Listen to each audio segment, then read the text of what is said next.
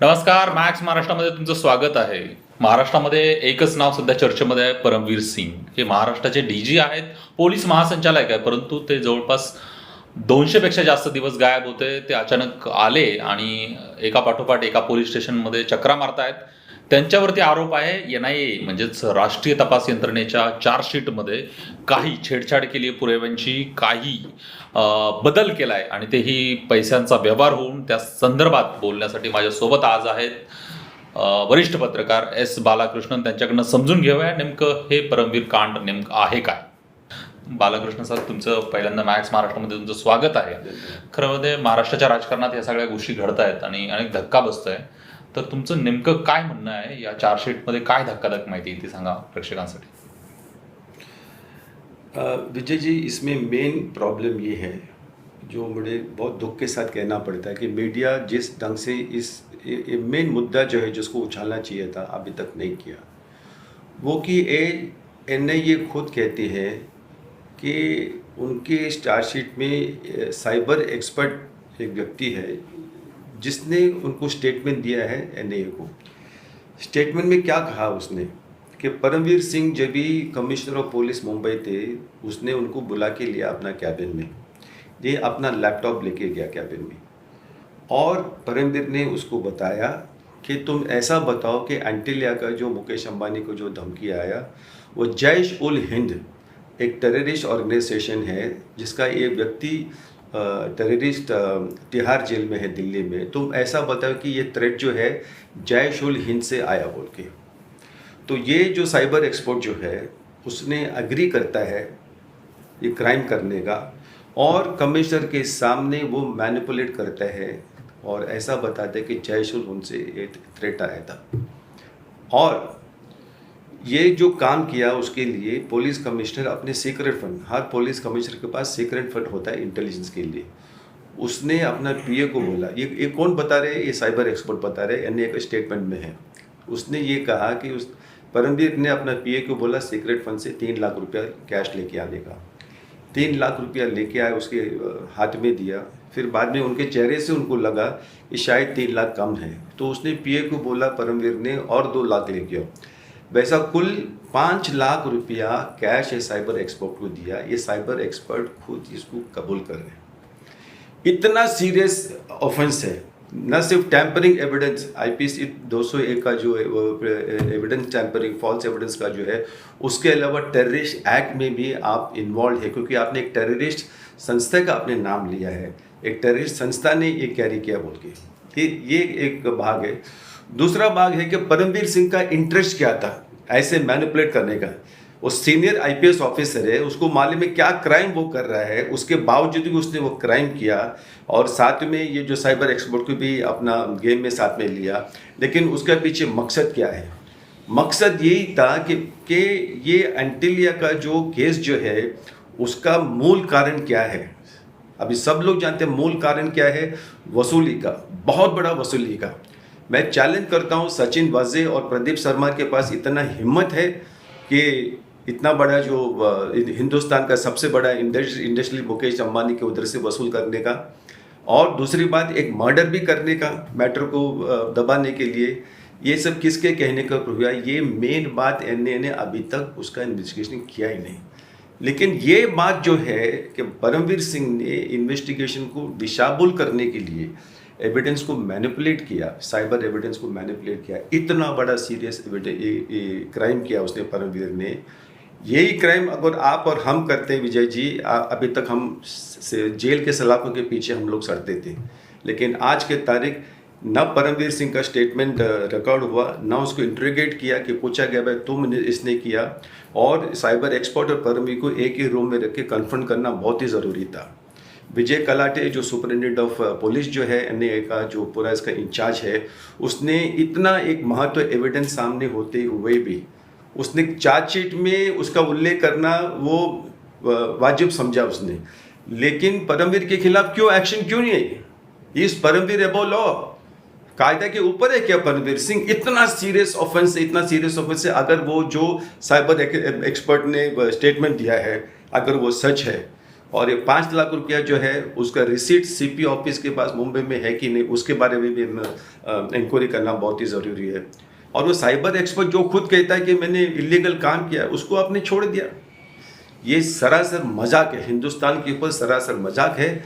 इतना बड़ा सीरियस कांड हुआ है, भले बॉम्ब स्फोट नहीं हुआ वो दूसरी बात है, लेकिन इतना बड़ा कॉन्स्पिरेसी, हिंदुस्तान क्या एशिया का सबसे बड़ा इंडस्ट्रियलिस्ट मुकेश अंबानी को मारने को, उसका पूरा बिल्डिंग को, उसके फैमिली को, सबको उड़ाने का जो धमकी, जितना सीरियस मामला है, उसमें एनआईए ने ये ठीक नहीं समझा कि परमवीर सिंह को बुला के क्वेश्चन करने का और इनको अरेस्ट करके प्रोसिक्यूट करना, उन्होंने उसको उचित नहीं समझा। ये कानून के साथ एक खिलवाड़ हो रहा है और हमारी जितने भी जनता, हिंदुस्तान की जनता, उसका मजाक उड़ा रहे एनआईए ने। तो मैं ये कहना चाहता हूँ कि मैं 2-3 दिन के अंदर एक एप्लीकेशन एनआईए कोर्ट में पेश करने वाला हूँ और एक डिमांड करेगा कि परमवीर सिंह और साइबर एक्सपर्ट को एनआईए उनके खिलाफ योग्य जो लीगली जो काम करना है वो कार्यवाही करना 100% ज़रूरी है। ये हमारा हक बनता है, हिंदुस्तान का जनते का हक बनता है और ये होना ही है। बरोबर.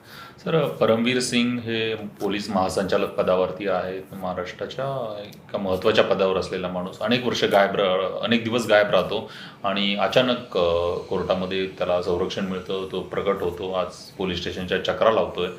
परंतु याला नेमकं संरक्षण कोणाचं आहे, नेमका हा कशा पद्धतीने एवढी क्रूर काम करू शकतो किंवा असं धाडस कसं होतं एका पोलीस अधिकाऱ्याचं? विजय जी, सबसे बड़ी दुख और अफसोस की बात है, मैं खुद एक लॉयर हूँ, मुझे इतना दुख होता है कि सुप्रीम कोर्ट ने ये परमवीर सिंह के खिलाफ 5 एफआईआर जो है एक्सटॉर्शन और दूसरे बहुत सारे जो ये आरोप उनके खिलाफ लगाए हैं, इतने सारे आरोप होते हुए भी सब लोग जानते हैं कि जब तक कस्टोडियल इन्वेस्टिगेशन इंटरोगेशन नहीं होता है तब तक सच बाहर नहीं निकलेगा। तो महाराष्ट्र गवर्नमेंट ने अपील किया है, रिक्वेस्ट किया है, उसके बावजूद भी इनको संरक्षण दिया दिसंबर 6 तारीख तक। इसका कोई ये जजमेंट जो है संरक्षण दिया, ये बिल्कुल मेरे नज़र से बिल्कुल गलत था, क्योंकि ये संरक्षण का फ़ायदा लेके वो बॉम्बे में आए, फिर बाद में एस्प्लेनेड कोर्ट में जाके जो उनको एब्सकॉन्डर नोटिस डिक्लेयर किया उसको कैंसिल करने का काम कर रहे हैं। और वो कल वो चांदी वाली कमीशन के सामने ये बताएगा कि मैंने जो आदमी 231 दिन पुलिस कमिश्नर रहने के बावजूद भी आज भी आईपीएस के सर्विस में है, उसके बाद तो 221 दिन जो अंडरग्राउंड जाता है, उस व्यक्ति को अगर हम संरक्षण देते हैं तो क्या मैसेज जाता है समाज के सामने? अगर इतने सारे एफआईआर आप और हमारे ऊपर होता तो कभी का कभी हम पुलिस कस्टडी में होते थे। तो पुलिस कस्टोडियल इंट्रोगेशन बहुत ही ज़रूरी है, उसके बावजूद भी 6 तारीख तक उनको संरक्षण दिया है। लेकिन मैं महाराष्ट्र गवर्नमेंट को दोषी ठहराऊंगा क्योंकि उसने कैविएट फाइल करना उचित नहीं समझा। ये महाराष्ट्र गवर्नमेंट का क्या चल रहा है, कौन क्या कुछ पता नहीं है। उनका पब्लिक प्रोसिक्यूटर जो है ताना सीपी को लेटर लिखा है कि जो आईओ जो है परमवीर के मैटर में वो कोऑपरेट नहीं करता है।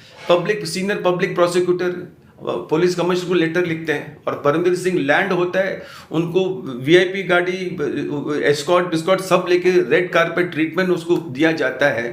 तो अगर एक आरोपी के साथ आप ऐसा इतना उनको इम्पोर्टेंस देंगे तो बाकी जो है किसको अंदर कस्टडी में हर पुलिस स्टेशन में क्या होता है सब लोग जानते हैं।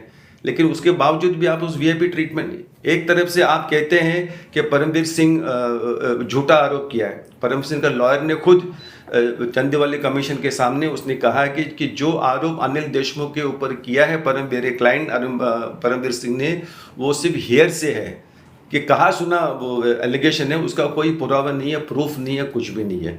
यानी पूरा जो एलिगेशन जो है अनिल देशमुख के साथ, उसका जो फाउंडेशन नींव उसका चला जाता है और उसी व्यक्ति को पुलिस प्रोटेक्शन मिलता है, वीआईपी वीवीआईपी ट्रीटमेंट देते हैं महाराष्ट्र गवर्नमेंट।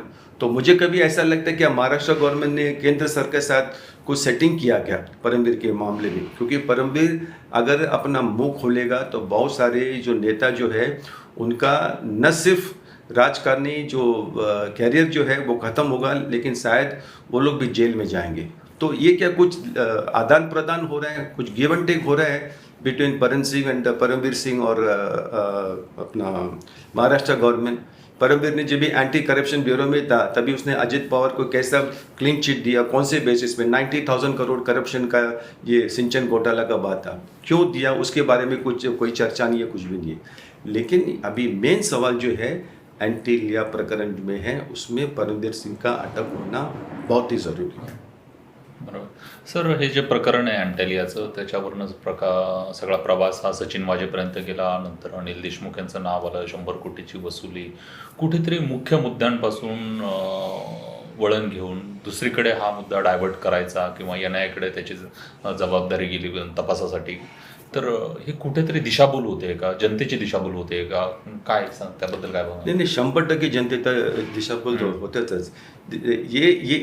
यही मैं बोलता हूँ कि न केंद्र सरकार सीरियस है परमवीर के बारे में, न राज्य सरकार महाराष्ट्र। भले पॉलिटिकली अलग अलग ग्रुप में हो, लेकिन दोनों परमवीर के मामले में क्या अंदर से कुछ सेटिंग हुआ है, कुछ अंडरस्टैंडिंग है, ये मेरी समझ की बात नहीं है। दूसरी बात देखिए, एक सीनियर इंस्पेक्टर चंबूर का शालिनी शर्मा, उसने एक बिल्डर को बुला के उसने बोला है उनको कि 200 करोड़ रुपया मुझे दो, मुझे परमवीर सिंह को पहुंचाना है। एक बिल्डर का नाम है कार्तिक भट्ट, खार रोड में उनका ऑफिस है और रहते उधर भी उनका लड़का है आदित्य भट्ट।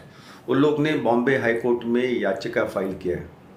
ये कोई हियर से नहीं है, राइटिंग में वो लोग ने याचिका पेश किया है और बोला शालिनी शर्मा ने हमारे पास से 200 करोड़ रुपया खंडनी वसूल, और मेरा इन्फॉर्मेशन है, उसका रिकॉर्डिंग भी है, 200 करोड़ रुपया परमवीर सिंह के नाम पे वसूल करने के लिए हमको बोला है, धमकी दिया वगैरह बोल के।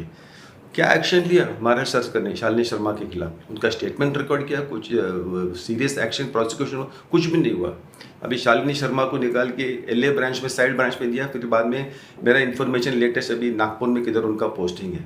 तो अगर आप कुछ सीरियस नहीं है भ्रष्टाचार के बारे में, तो आम आदमी को कैसा आपके ऊपर भरोसा रहेगा?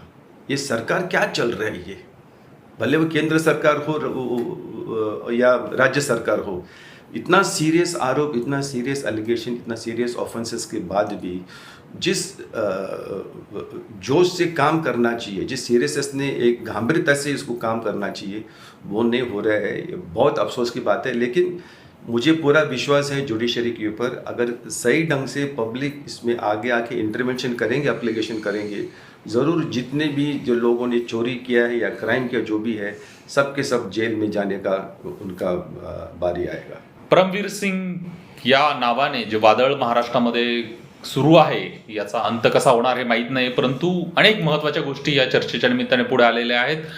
NIA चार्जशीटमध्ये कशा पद्धतीचा छेडखाण करण्याचा प्रयत्न केलेला आहे, तशी चुकीची माहिती पुढे आलेली आहे, जेणेकरून कायद्याचा रक्षकच भक्षक होतोय, अशी देखील शंका उपस्थित होत आहेत.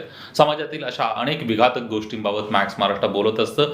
आमची वेबसाईटवरती याचे रिपोर्ट्स आहेत. वेबसाईटचं नाव आहे www.maxmaharashtra.com.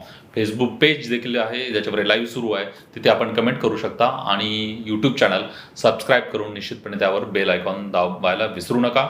मी विजय गायकवाड तुर्तास येथे थांबतो. आपण पाहत राहा मॅक्स महाराष्ट्र. धन्यवाद.